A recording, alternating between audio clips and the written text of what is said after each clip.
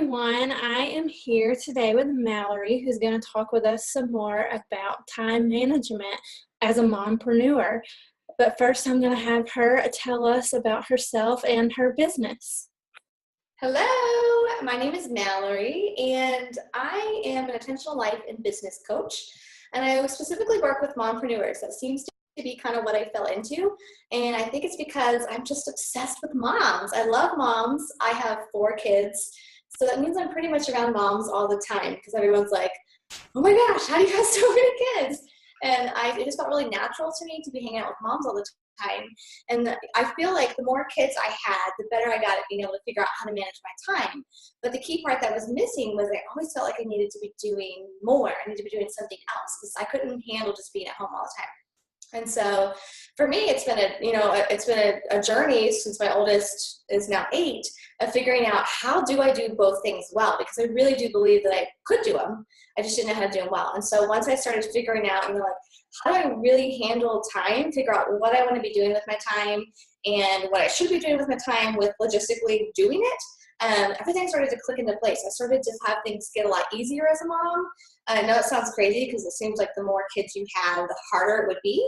But it started getting a lot easier. And so then I started working with other moms. So how do you grow your business like I'm doing and raise a family and you still like yourself? And so that's what I do is I work with moms to do that. And I take care of 4 littles, and it's been really awesome.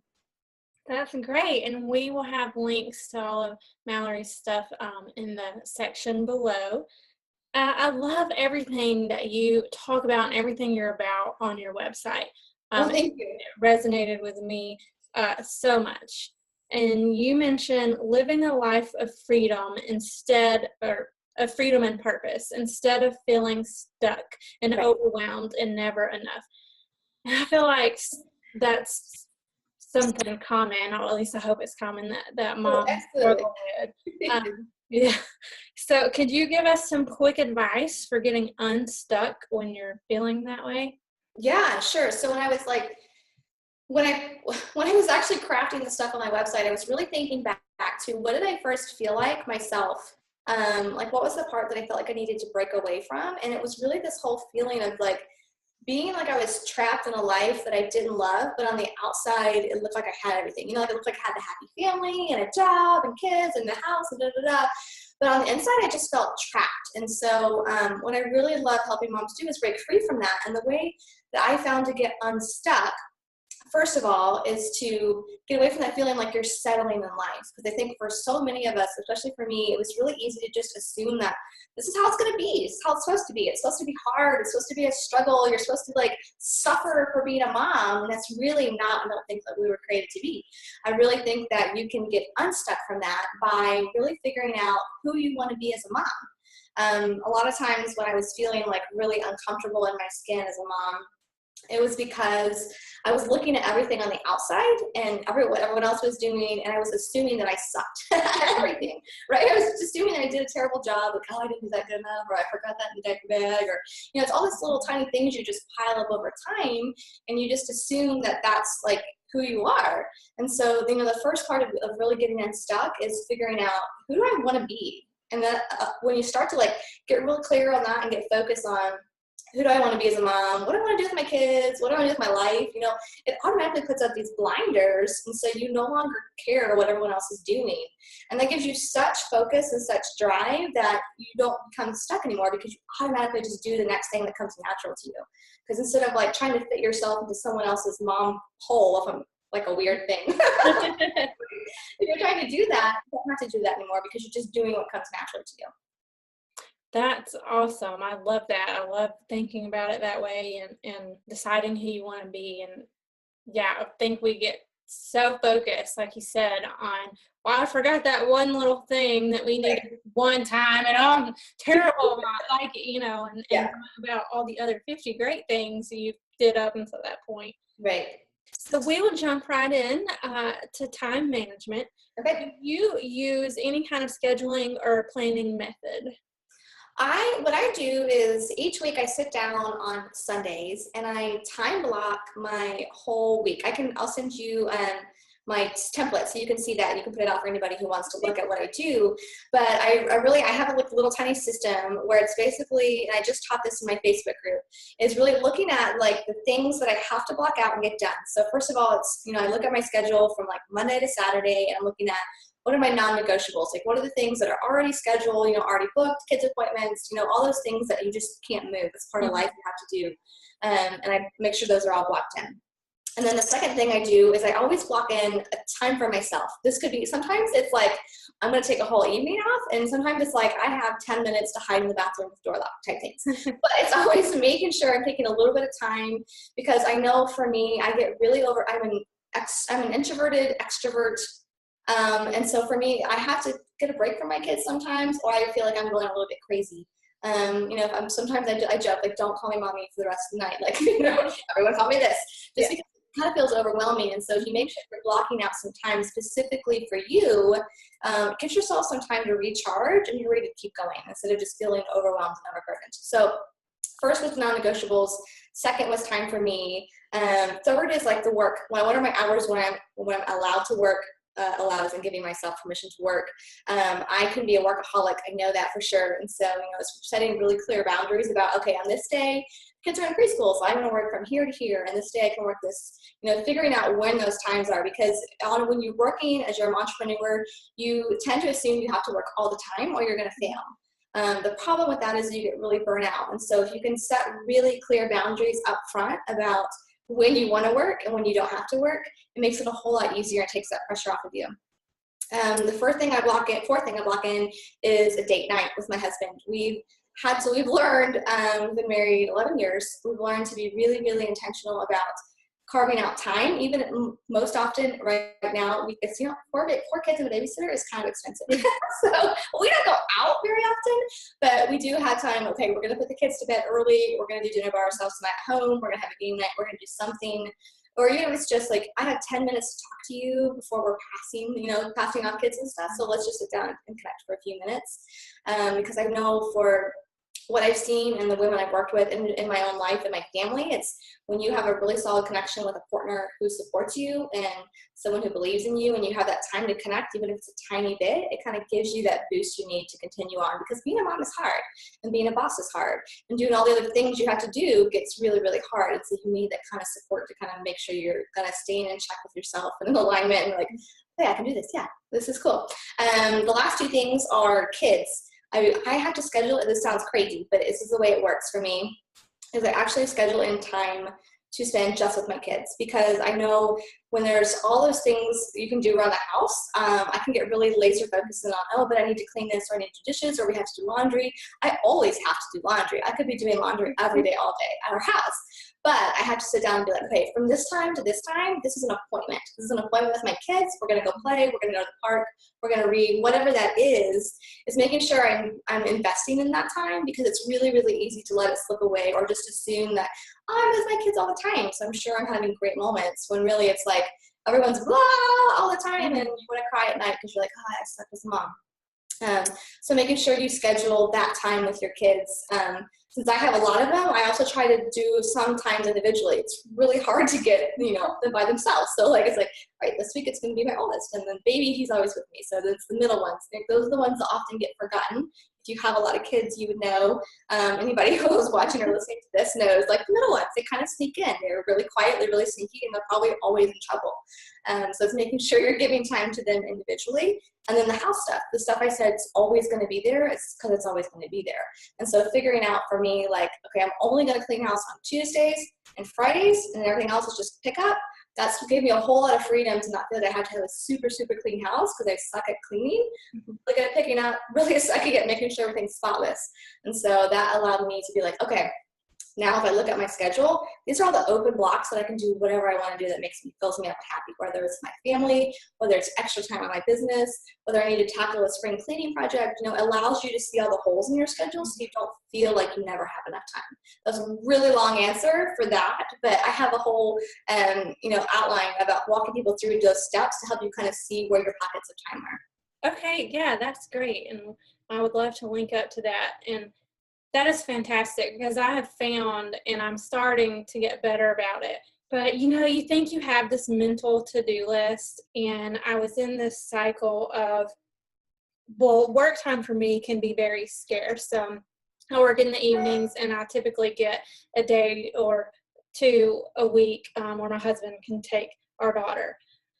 And so I just think, oh, I have so much to do. I'm too busy to like sit down in Trello and plan all this out. I just need to do it. And that might be okay for the first project. And then as soon as I'm done with whatever, I'm like, oh, there was like a million things. Right. I don't know where I'm going next. And even with my daughter, I love that you're planning the time with your kids. It seems so much easier, because it's just like, well, I have this task. I'm going to play with you. Let me do this thing, or let me finish the dishes. Oh, let me finish the laundry. I'm coming. Right. So yeah, I love that you plan everything out, and it's all inclusive, And not just your work stuff. Right. And you don't have to be like a strict, like this, for some people who are not planners, this sounds like I'm just putting you in like a straitjacket. But what the amazing part about, like really seeing where your time is going is it gives you so much more freedom with your time. Instead of worrying about what time you don't or don't have, you're just getting stuff done.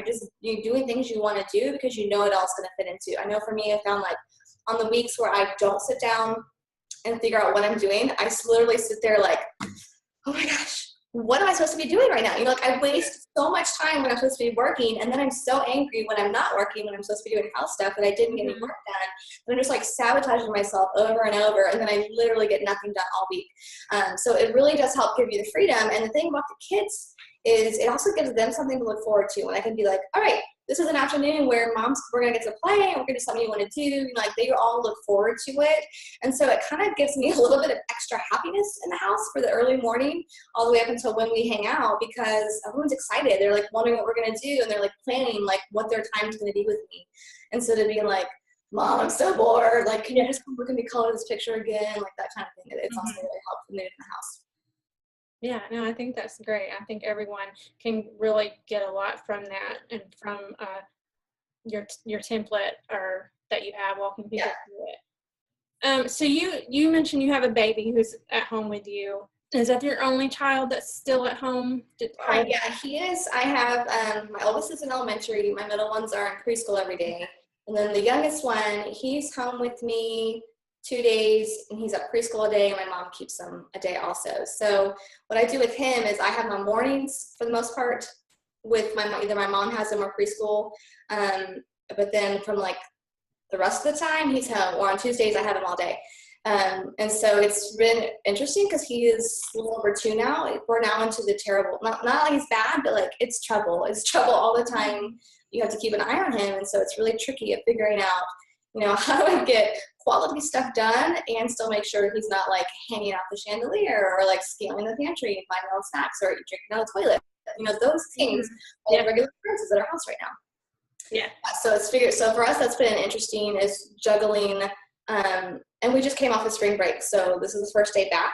So having all 4 of them home all week was insanity, because one, everyone forgot what it was like to play with each other. So it was a good reminder for what's coming for summer. But also it helped me figure out, one, to temper my expectations. When you have a kid at home, even if you're super productive and they're super independent, there's still going to be a lot of crossover that you don't think about, whether it's like them interrupting you to get a drink, or they need a snack, or my son keeps pulling out his diaper all the time, and so then I have to go chase him down and put clothes back on him. And so those little tiny distractions can really change your focus really quickly away from what you were doing. And one thing that I've started doing is I have a list of like a couple things that I want to work on in this time slot. They can be big or little things, but that way anytime I get derailed, I can always be like, okay, I was working on this, because I have such like squirrel. I can't get on Facebook very much because I literally will sit there for an hour on newsfeed and not remember why I went on there in the first place. And so for me, even making a mental note of, okay, this is what I was working on, or if I see someone coming and be like, 1 second, let me finish this, I have to have like a little break between like transitioning to them and back, or otherwise I will completely lose my focus and like go and play for the rest of the day, or totally tune him out and he's eating like all the chocolate in the pantry. So it's just kind of making a point to be like, okay, this is what I'm working on, or what I was working on, or what I wanted to accomplish, and let's circle back to that and get something done with it. Okay. Yeah, that's great. I think a lot of the moms tuning in probably struggle with that a lot. I know I do. When it's the day that I have my daughter all day, I don't have too much planned until the evening, but sometimes she wants to play by herself and gets entertained, but the minute I pull out a computer, it's game over. So I have, small tasks, or if I'm reading a business book or something, I keep that on hand that I can easily put back down. Right. And that's exactly it. Like you said, you have little tasks, is like knowing what are some of the tiny things you can get done that's still productive without like you having to have like a super amount of focus time is helpful. So that you save like your best mental energy for when you do have a couple chunks of time, whether it's at night. I do a lot of working after bedtime as well, because that's when everything's quiet. My husband's working on his work. I can like really focus on, and it's a little dark and cozy. But then during the day, it's like, oh, I need to like respond to this email, or I need to make sure I do X, Y, Z. So little tiny things, knowing where those are or what those things are can really help you still get things done and not feel like you're like never getting any work done. So do you have any productivity hacks? Productivity hacks. That's a good question. Yes, I think this is my biggest hack, or the thing I use the most, is timers. I love to we set timers at our house for everything. So this is like me personally. I set timers, and I have an app on my laptop. It's called Be Focused that I use. It's kind of like the Pomodoro technique, if you ever heard of it, where it's a timer for 25 minutes. You work on something, and then it gives you a 7-minute break. And then, you work in like these 25-minute chunks, and it times you, and it has this really annoying buzzer.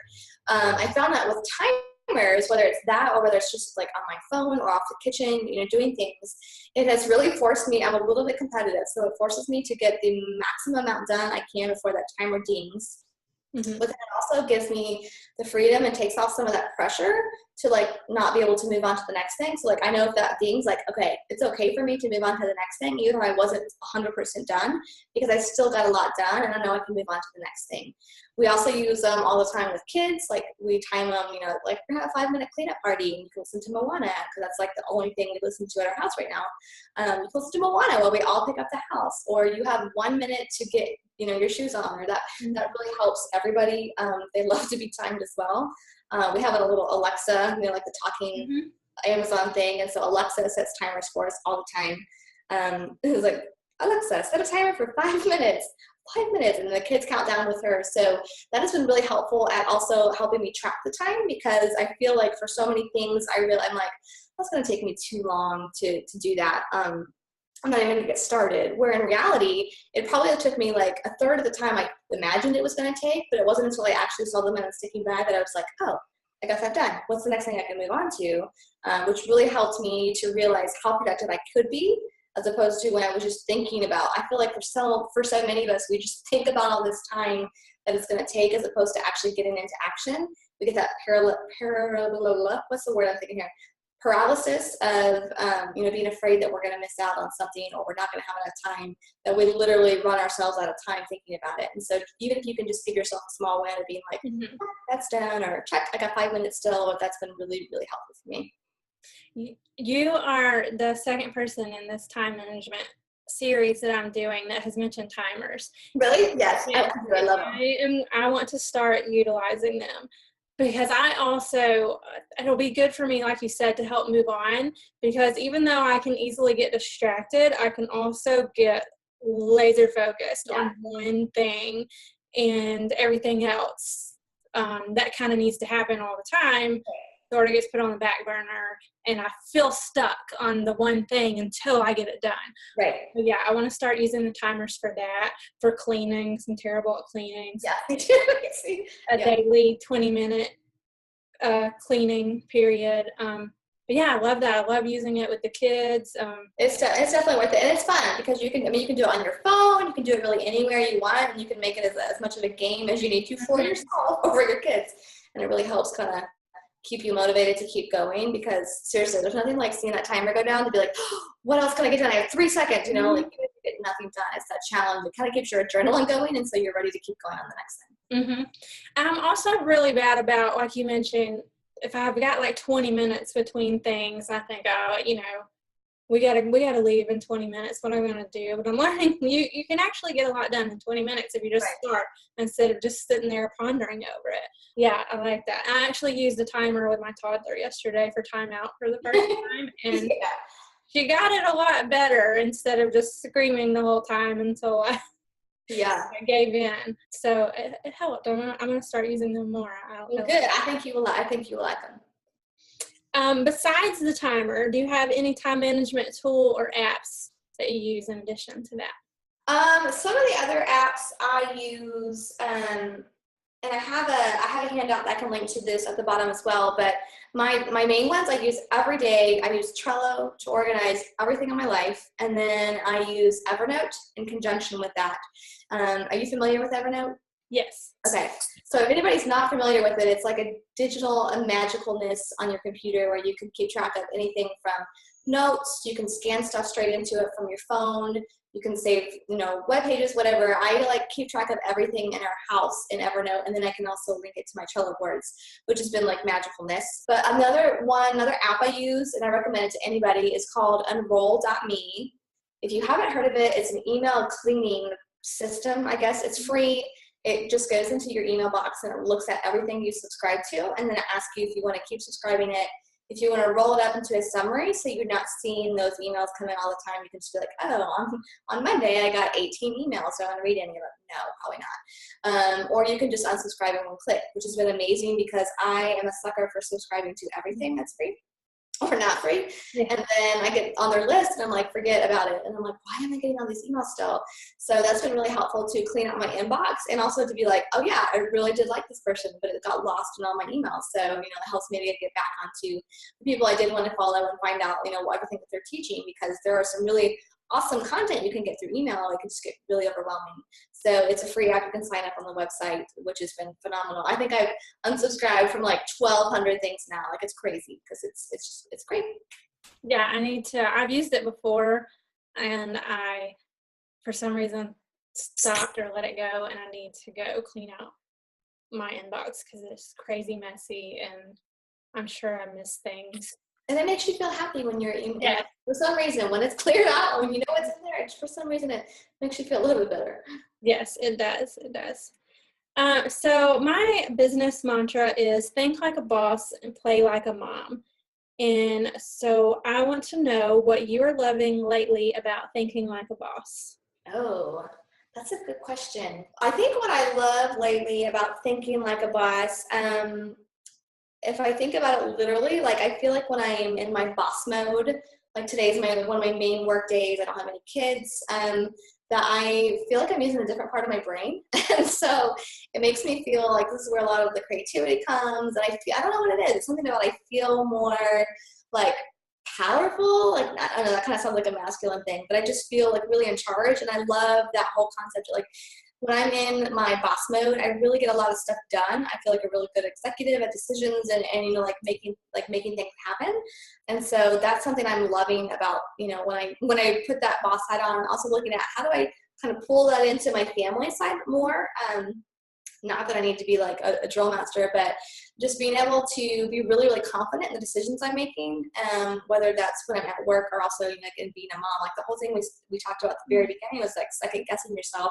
That comes in all the time. Like, it's not something you can like eradicate from momhood. It's like you don't ever like second guess what you're doing, but just having the confidence, putting on that hat all the time to be like, yeah, I know I'm boss. I know what I'm doing. That's been really awesome to kind of see. That's great. And what are you loving about playing like a mom? I love, well, like I said, I'm coming out of spring break, which was a very intense whole week of playing, which was honestly, it was a little hard for me because I get I love working, and I don't always have them all the time. And so being like the one person for all their attention for people was a little bit intense last week, but it was really, really fun. It helped us to be able to reconnect in ways that you don't get when you just have little tiny pockets of time. And it also allowed me to bring out that playful side that I don't always have. I can be a lot of like all business if I need to be, because that helps me be really productive. But we had a lot of really silly moments and like fun things. Like nothing went right on spring break for us. Like anything that could go wrong went wrong. But it was really fun. Like they're still laughing about some of the stuff that happened. So that's been really fun to kind of carry over into our daily, like now that we're back into our routine, is being like, how do we be more goofy and silly all the time? Because that was really fun this week. Daughter is starting her half-day preschools in the late summer. Yay! That's the best. Yeah, I'm really looking forward to it because I think it will make playtime all that more enjoyable, because I know, that the morning is for me and then the afternoon will be for her. And instead of constantly feeling like I'm juggling myself all over the place, right. Which you talk a lot about this on your website, I need to be with my kid, I need to be working on my business. Right. So I'm really that guilt is crazy, and it's really easy to fall into because you feel like your work is your baby, but then you literally have babies, and so you feel like you're cheating on them when you're doing one thing or the other. And so that's why like figuring out your time and what you want to be doing with it is really, really powerful, and like killing all the guilt, because you know exactly what you want to be doing when, and you don't start second guessing yourself about like, I'm a sucky mom or I'm never going to grow this business, because you're devoting as much time as you possibly can in a way that feels good for you, to really make it take off the ground or to really flourish in your family. So I think I love preschool. I'm an advocate for preschool. It's been so helpful for us too, and helpful for them. I have one child in particular who's very, very difficult, and so putting him into a routine and a rhythm every day has been amazing for him to get a break from me and to come back and we get to hang out all afternoon in the same way. It gives us all like a reset, like, okay, it's time for you to go play with your buddies and learn and like get some discipline from your teachers, and then come home and it's playtime and that kind of structure. So I think you're going to have a great fall. We are excited about it.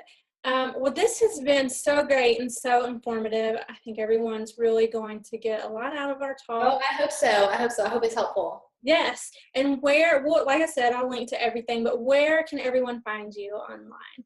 You can find me online on MallorySchlabach.com. I'll have them spelled at the bottom. Nobody can get my last name.